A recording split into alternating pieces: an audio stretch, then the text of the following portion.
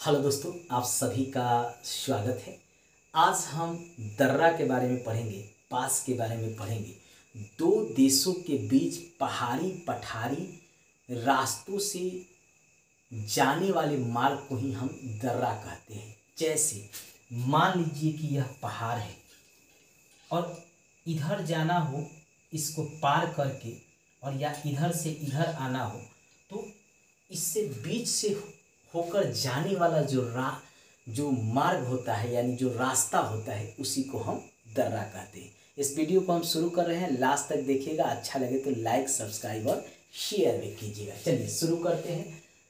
पहाड़ियों एवं पर्वतीय क्षेत्रों में पाए जाने वाले आवागमन के साधन को ही हम क्या कहते हैं? दर्रा कहते हैं। भारत में कौन कौन से दर्रा हैं जिससे हम दूसरे देश में जाते भी हैं, यानी यातायात भी करते हैं, सामानों को भी भेजते हैं, और पर्यटन के दृष्टिकोण से भी इम्पोर्टेंट है और हमारे लिए बहुत महत्वपूर्ण है। कौन कौन से दर्रे, इनको हम एक एक करके देखेंगे। पहला है काराकोरम दर्रा।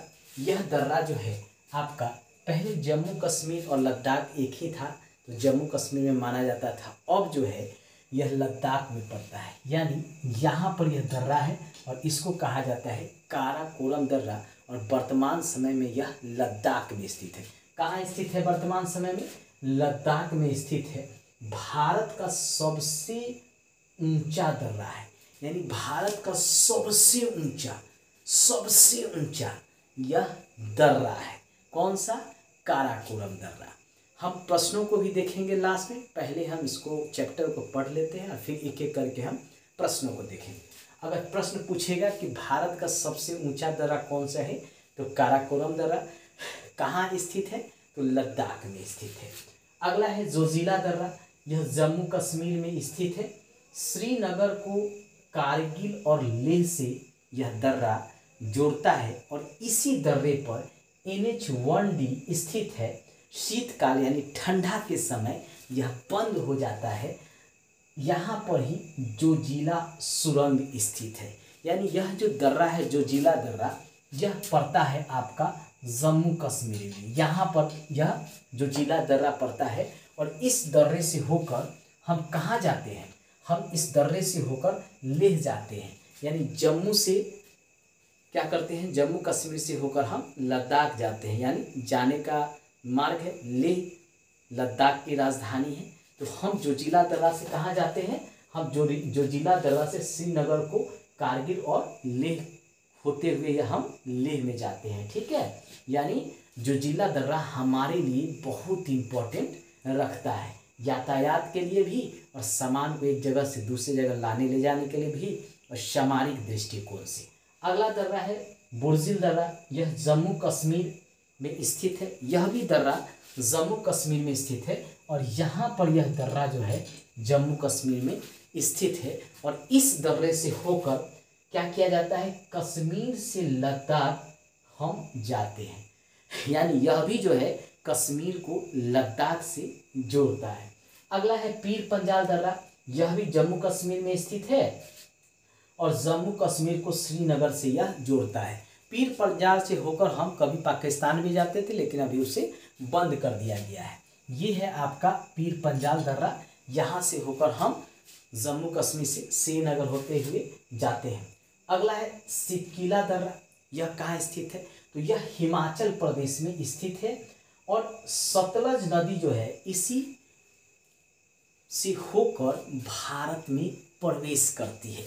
अब सतलज नदी कहाँ है? तो देखिए यहाँ पर राकसताल है तिब्बत में, और वहाँ से जो है ये इस रास्ते होते हुए जो है सतलज नदी प्रवेश करती है। यानी अगर पूछे किस दर्रा से प्रवेश करती है, तो सिपकीला दर्रा से प्रवेश करती है। और सिपकीला दर्रा कहाँ है? तो हिमाचल प्रदेश राज्य में स्थित है और इसी से होकर सतलज नदी जो है तिब्बत से भारत में प्रवेश करती है।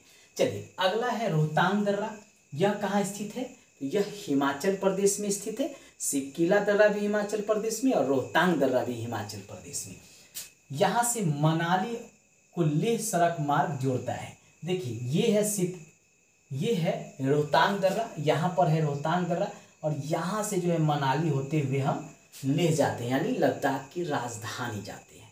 अगला दर्रा है मान दर्रा, नीति दर्रा, लिपुलेख दर्रा। यह पड़ता है उत्तराखंड में तीनों। एक यहाँ पर है मान, यहाँ पर है नीति और यहाँ पर है लिपुलेख दर्रा। और यह तीनों दर्रा जो है तिब्बत को जोड़ता है भारत से। यातायात और व्यापार के दृष्टिकोण से ये काफ़ी इंपॉर्टेंट है। बार बार एग्जाम में पूछा जाता है कि मान दर्रा, नीति दर्रा, लिपुलेख दर्रा किस राज्य में स्थित है, तो यह जो है उत्तराखंड में स्थित है। अगला है नाथुला दर्रा, सिक्किम में स्थित है। नाथुला दर्रा कहाँ स्थित है? सिक्किम में स्थित है। और सामरिक दृष्टिकोण से इसका महत्व भी है। भारत चीन युद्ध में भारत ने इसी दर्रे का उपयोग किया था और यहाँ से कैलाश मानसरोवर जाने का भी रास्ता है। यहाँ से और क्या होता है, रेशम मार्ग भी है, इसलिए यह हमारे लिए काफ़ी इम्पोर्टेंट है।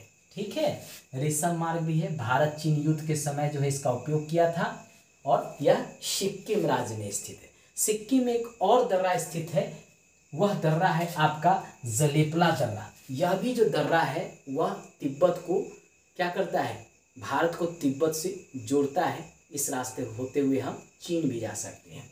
अगला है यांग्याप दर्रा, अरुणाचल प्रदेश में स्थित है और ब्रह्मपुत्र नदी भारत में इसी दर्रे से होकर प्रवेश करता है।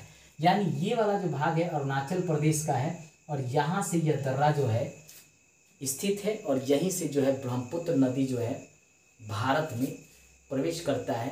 तिब्बत में शांगपो कहते हैं और भारत में जब प्रवेश करता है अरुणाचल प्रदेश में ब्रह्मपुत्र को दिहांग के नाम से, जैसे असम में आता है उसको हम लोग ब्रह्मपुत्र नाम से जानते हैं। जब रिवर पढ़ेंगे तो एक एक करके हम रिवर में पूरा बताएंगे आपको। तो हम क्या पढ़ रहे थे, यांग्याप दर्रा, और यह कहाँ स्थित है, अरुणाचल प्रदेश में स्थित है और इस रास्ते से होते हुए जो है इस दर्रे से होते हुए ब्रह्मपुत्र नदी भारत में प्रवेश करती है।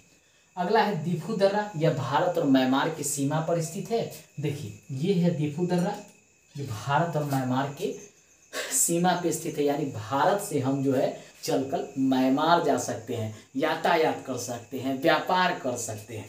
अगला दर्रा जो है वह है थाल घाट और भोर घाट, यह महाराष्ट्र में स्थित है। यहाँ है थाल घाट और यहाँ है भोर घाट। थाल घाट से जो है मुंबई से हम दिल्ली जाने का रास्ता है और भोर घाट से जो है हम चेन्नई जा सकते हैं, मुंबई से चेन्नई जाने का रास्ता है, बेलगाम जाने का रास्ता है। ठीक है, तो ये महाराष्ट्र में ये दर्रा जो है काफ़ी इम्पोर्टेंट है। अगला दर्रा है वह केरल में स्थित है, पाल घाट। ठीक है, और यह पश्चिम घाट पर स्थित है। केरल में नीलगिरी एवं अन्नामलाई पर्वत के बीच जो है यह जो है स्थित है, यानी यहाँ से जाने वाला रास्ता है। नीलगिरी भी जा सकते हैं और अन्नामलाई भी जा सकते हैं। अब क्वेश्चन कैसे बनेगा, चलिए क्वेश्चन को भी हम देख लेते हैं एक एक करके। ठीक है, पहला क्वेश्चन कैसे बनेगा, एक कॉपी उठाइए और क्वेश्चन को आप लिखिए। ठीक है, मेरे वीडियो को आप देखिएगा तो प्रत्येक दिन जरूर देखिएगा, कॉपी उठा के, और जैसे मैं क्वेश्चन बनाता हूँ वैसे आप अपने कॉपी में लिखिएगा।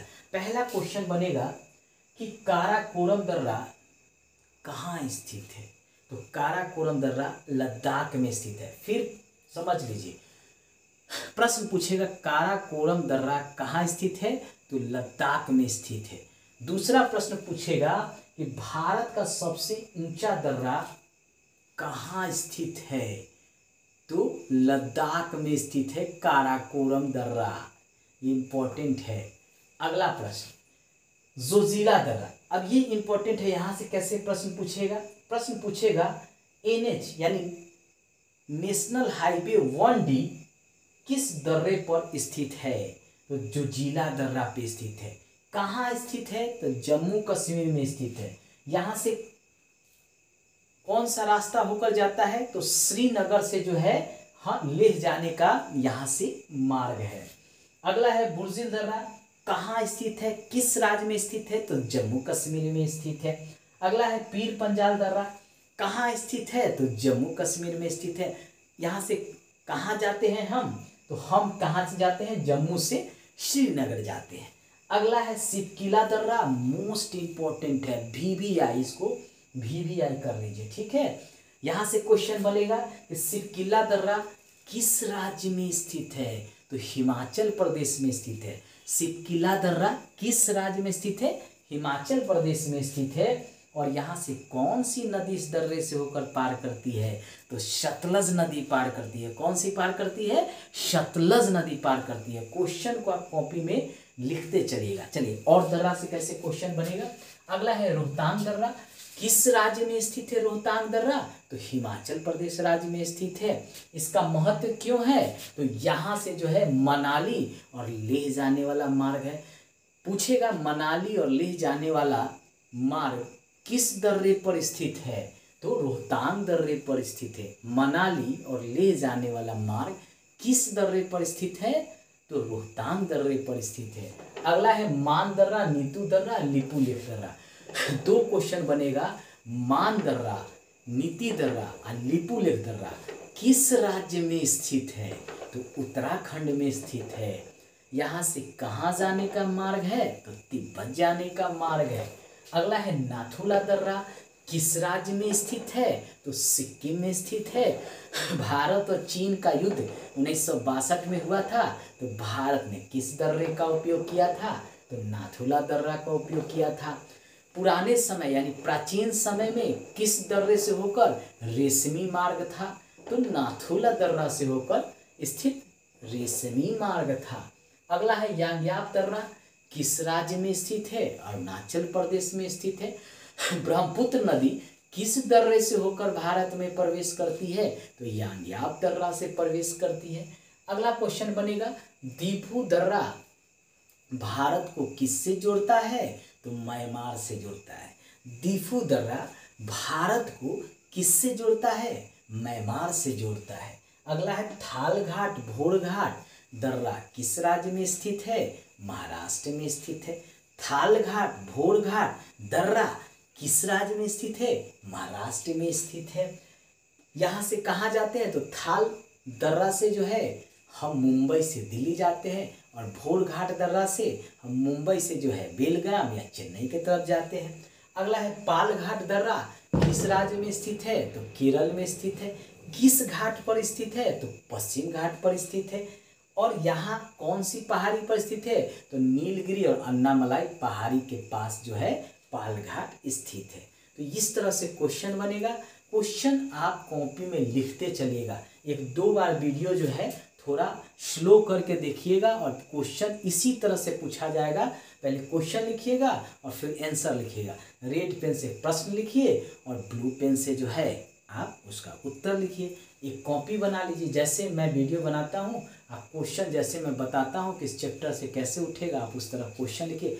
100% सभी एग्जाम में आपको लाभ मिलेगा। कोई भी एग्जाम आप दीजिए आपको वहाँ लाभ 100% मिलेगा। दोस्तों लास्ट में यही कहेंगे अच्छा लगे लाइक सब्सक्राइब और शेयर जरूर कीजिएगा। Bye bye.